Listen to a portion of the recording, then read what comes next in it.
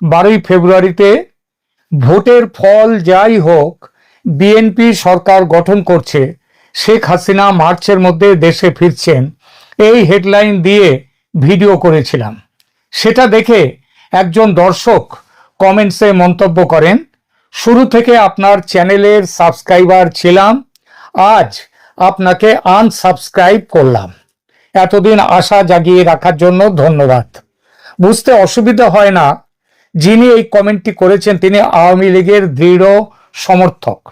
BNP সরকার গড়বে, ভোটের ফল যাই হোক, এটা তিনি মানতে পারেননি।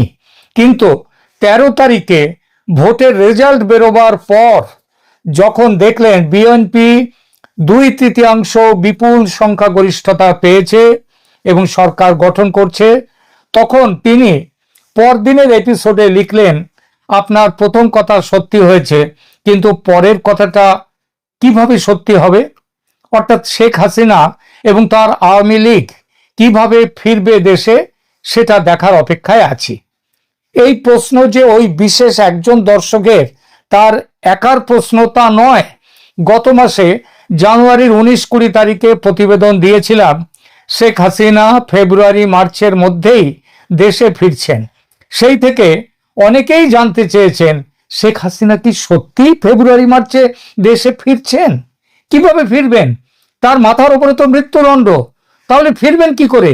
দেশে ফিরলে এই মোহাম্মদ ইউনূস এবং তার সরকার এবং জামাত, এনসিপি, এরা তো তাকে ফাঁসি কাটে ঝোলাবেন।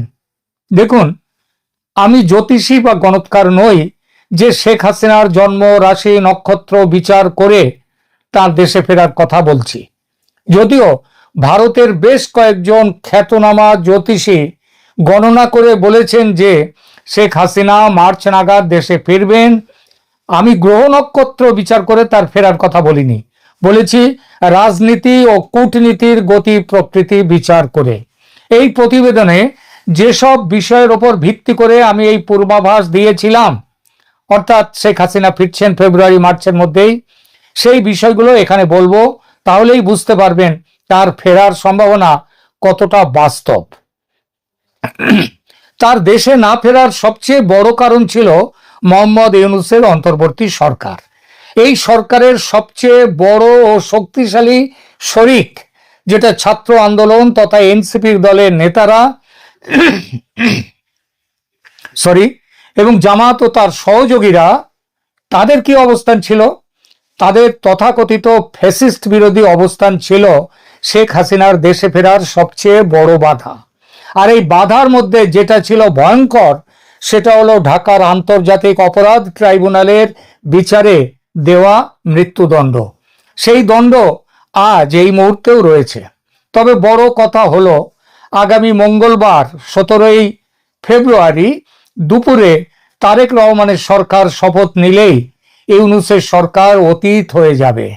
ফলে শেখ হাসিনাকে ফাঁসি কাটে ঝুলিয়ে যুদ্ধ অপরাধী জামাত নেতাদের, তাদের যে হত্যার বদলা নেয়ার মাথা যারা ছিল, ক্ষমতা থেকে সরে যাবে তারা 17 ফেব্রুয়ারির দুপুরবেলাতেই। কিন্তু রাজা গেছে বলে কি রাজার জারি করা আইন শাস্তি চলে যায়?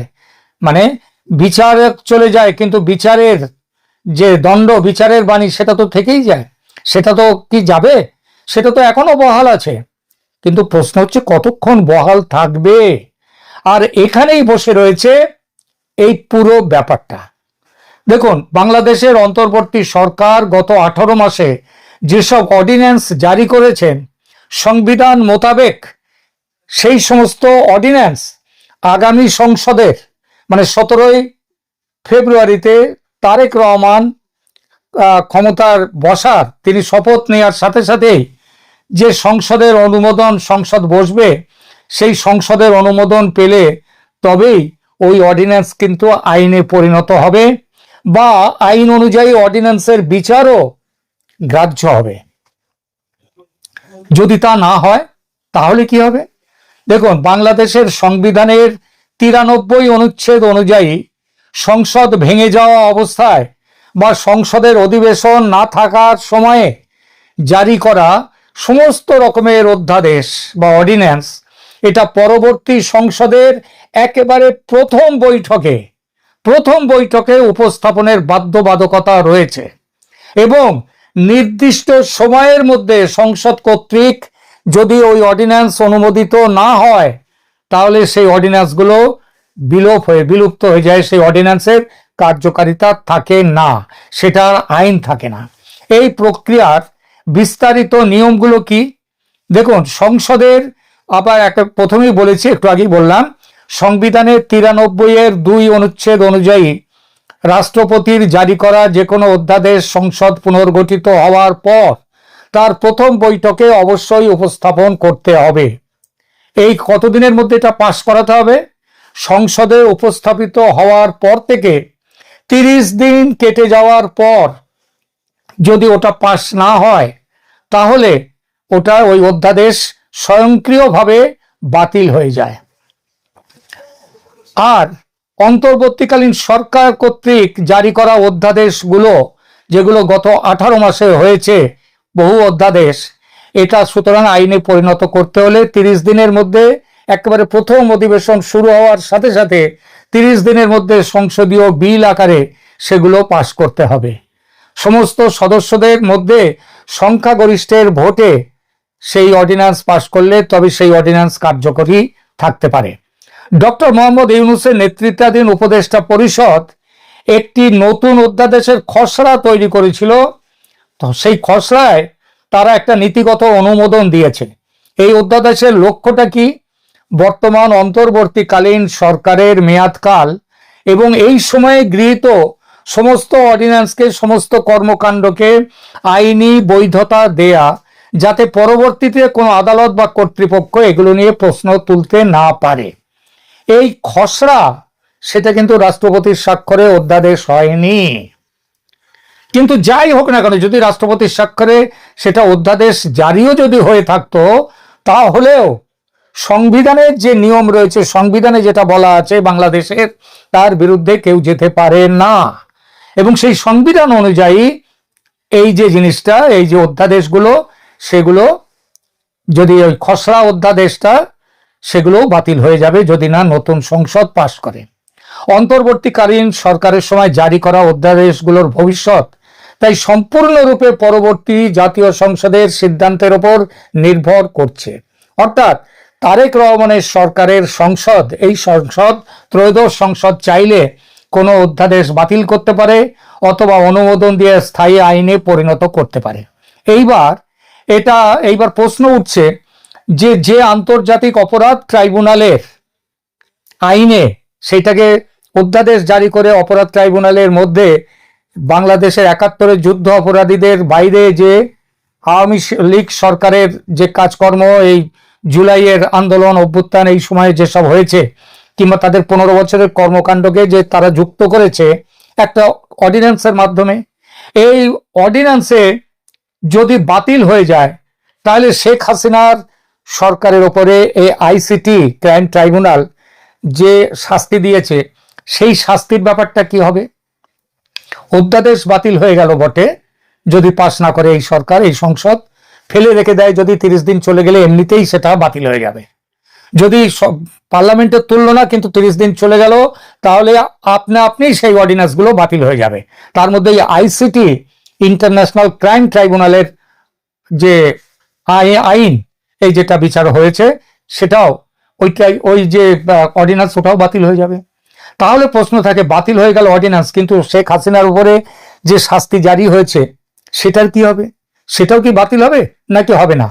দেখুন, বাংলাদেশের সংবিধান অনুযায়ী এবং দেশের যে প্রচলিত আইনি নজির যা রয়েছে,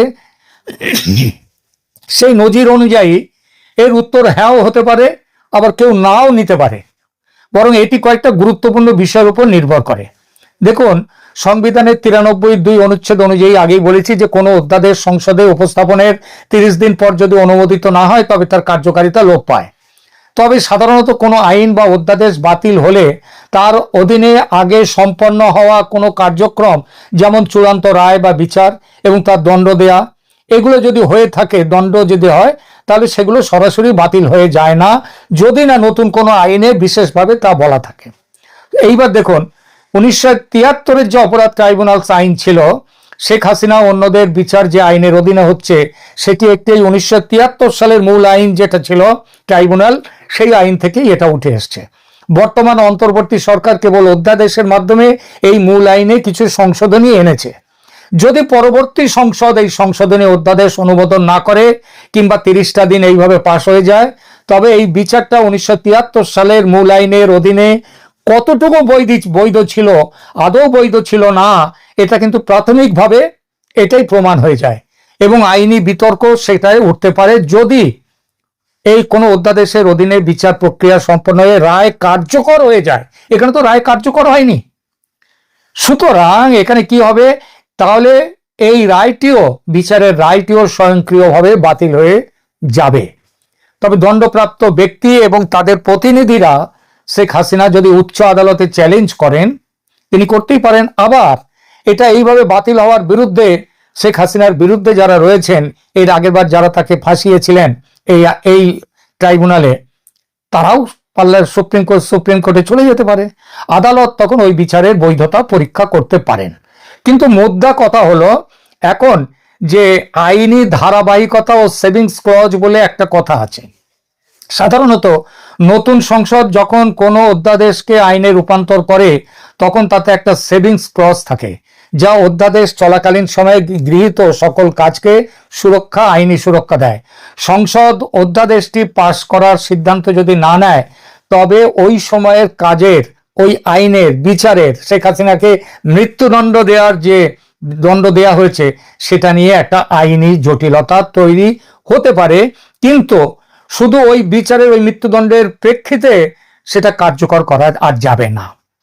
যদি পরবর্তী সংসদ সংশোধনী অধ্যাদেশটি পাশ না করে, তবে ট্রাইব্যুনালের বিচার প্রক্রিয়া বা রায়টা সরাসরি বাতিল না হলেও এর আইনি ভিত্তি মারাত্মক প্রশ্নের মুখে পড়বে এবং তাও উচ্চ আদালতে চ্যালেঞ্জ করার সুযোগ তৈরি হবে। অর্থাৎ বর্তমানে যে পরিস্থিতিতে ওই শাস্তি মৃত্যুদণ্ডটি রয়েছে, সেটা নতুন করে আবার বিচারের মুখোমুখি হতে হবে এবং চূড়ান্ত সিদ্ধান্ত তখন সুপ্রিম কোর্টের ব্যাখ্যার উপর নির্ভর করবে। এবং সেই ব্যাখ্যাটা হলে এটা নিশ্চিত যে এই মৃত্যুদণ্ড আর থাকবে না।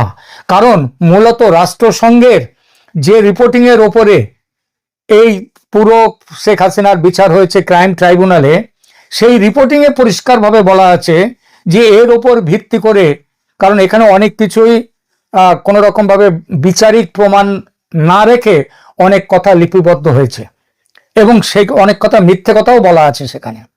এবং সবাই তো এটা পরবর্তীকালে জানা গেছে যে জামাতের ছাত্র শিবিরের একটি ছেলে, সে একটি নেতা ঢাকা বিশ্ববিদ্যালয়ের, সে এই রিপোর্টটি তৈরি করার, রাষ্ট্রসংঘের রিপোর্টটি তৈরি করার শুরু থেকে শেষ পর্যন্ত ছিল সে। অর্থাৎ এই আইনের বলে কিচ্ছু করা যাবে না, এই আইন বাতিল এমনিতেই হয়ে যাবে এবং সাথে সাথেই যে মৃত্যুদণ্ড দেয়া হয়েছে স্বরাষ্ট্রমন্ত্রী এবং প্রধানমন্ত্রী শেখ হাসিনাকে এবং তার স্বরাষ্ট্রমন্ত্রীকে, সেই দণ্ডও বাতিল হয়ে যাবে। আর এই বাতিল যাতে হয় সে ব্যবস্থা কিন্তু ভারত সরকার বাংলাদেশের তারেক রহমানের সাথে আলোচনা করে আগেই ঠিক করে রেখে দিয়েছেন। এবং আজকে এটা পরিষ্কারভাবে বলে দিচ্ছি, আপনারা লিখে নিতে পারেন, যে শেখ হাসিনা এই সরকারের 1 মাস হয়ে যাওয়ার সাথে সাথেই, সংসদের অধিবেশন বসার পরে 30 দিন অতিক্রান্ত হওয়ার সাথে সাথেই শেখ হাসিনা বাংলাদেশে ফিরে আসবেন। আওয়ামী লীগের নেতারাও ফিরে আসবেন এবং ফিরে আসবেন তারা, কিন্তু বিরোধী দলও তারা নেই, কারণ ভোটে তারা ছিলেন না। সুতরাং রাজপথের লড়াই করে তাদেরকে কিন্তু মানুষের সামনে নিজেদেরকে প্রতিষ্ঠা করতে হবে। আমি আগে একটা কথা বলেছিলাম যে আগামী 6 মাসের মধ্যে আবার নির্বাচন হবে, আগেই বলেছি। আজকে গতকাল একটি এপিসোড দিয়েছি, সেখানে বলেছি সবই ঠিক ছিল। তারেক রহমানের বিএনপি দল 2/3 সংখ্যাগরিষ্ঠতা পেয়ে গিয়ে সংসদে হিসাবটা পাল্টে গেছে। 2/3 সংখ্যাগরিষ্ঠতা পাওয়ার ফলে তারেক রহমানের এবং বিএনপি দলের সভাপতি, তাদের ক্ষমতা, একটা পরিপূর্ণ ক্ষমতা তাদের রয়েছে এবং এই পরিস্থিতিতে তাদের পক্ষে নতুন করে নির্বাচনের ডাক দেওয়া সম্ভব নয়, নির্বাচন হতে পারে না। তবে একটা নির্বাচন কিন্তু হওয়ার সম্ভাবনা আছে, সেটা হচ্ছে গণভোট সংক্রান্ত। কারণ গণভোটের যেভাবে ভোট হয়েছে, বিএনপি তো, এবং গণভোটে জুলাই সনদ যেভাবে তৈরি হয়েছে, বিএনপি সেটা মানতেই পারে না, মানবে না। ফলে গণভোটে হ্যাঁ কি না, হ্যাঁ 60% হলো না 70% হলো, এসব কোনো বিচারই নেই। এটা গ্রাহ্যই হবে না। সংবিধানে এইভাবে গণভোটের কোন রকম সিস্টেম এভাবে নেই। গণভোট হওয়ার সিস্টেম হচ্ছে যখন রাষ্ট্রপতি, একটি সরকার যখন রাষ্ট্রপতিকে বলবে এবং রাষ্ট্রপতি গণভোট করবার যখন সংসদের মতামত ছাড়া গণভোট এইভাবে হতে পারে না। সুতরাং এই গণভোটে যা হয়েছে, জুলাই চার্টার গৃহীত হচ্ছে না। কিন্তু যদি শেষ মুহূর্তে এই সরকার মনে করে যে জুলাই চার্টার অন্তত কিছুটা হলেও একটা স্কেলিটন, কঙ্কালের মতো করে একটি নিয়ে আসা হোক, তাহলে তখন নতুন করে গণভোট হবে। কিন্তু বর্তমানের যে জুলাই চার্টার, যার উপরে ঐকমত্য কমিশন বসেছিল, সেটা হবে না। আর সেসবে তাহলে কি দেখা যাচ্ছে? দেখা যাচ্ছে শেখ হাসিনার ওই যে মৃত্যুদণ্ড দেয়া হয়েছিল সেটা আর থাকছে না, এবং তিনি ফিরছেন এই ফেব্রুয়ারি মার্চের মধ্যে। এখনকার মতো এখানেই রাখছি। ধন্যবাদ।